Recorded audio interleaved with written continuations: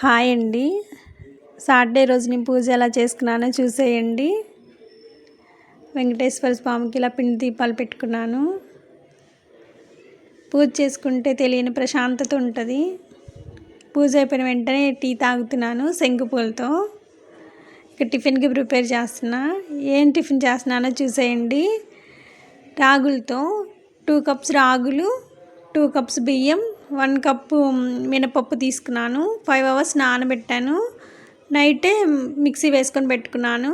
Morning ఈ పిండిలో అయితే క్యారెట్ తురుము, ఉల్లిపాయలు, జీలకర్ర, కరివేపాకు, రుచికి సరిపడా ఉప్పు, చిన్న అల్లం వేసాను.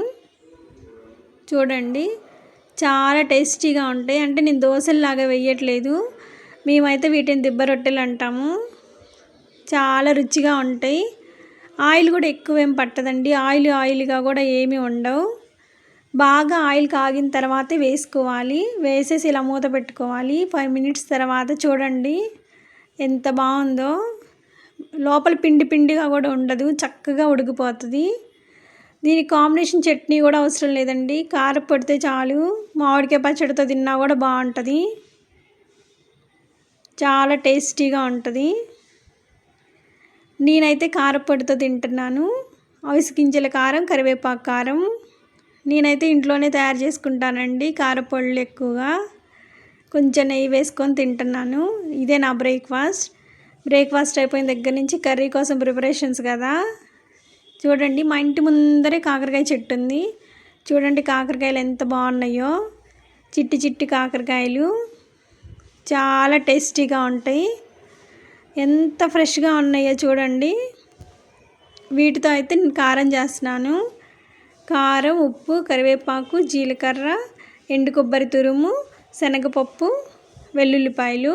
శనగపప్పును ముందే మిక్సీ వేసుకొని తర్వాత ఈ ఇంగ్రీడియంట్స్ మొత్తం యాడ్ చేస్తున్నాను. చివరికి బెల్లం వేసాను. బెల్లం వేయటం వల్ల కారం టేస్ట్ అయితే చాలా బాగుంటుంది. విడిగా రైస్లో కూడా తినొచ్చు. కొంచెం నెయ్యి వేసుకొని బాగుంటుంది. కారం చూడండి ఎంత కలర్ఫుల్గా ఉందో. అలాగే చిక్కు తీసి పెట్టుకున్న కాకరకాయల్ని చిన్న ఘాటు పెట్టుకున్నాను. డీప్ ఫ్రై చేస్తున్నాను.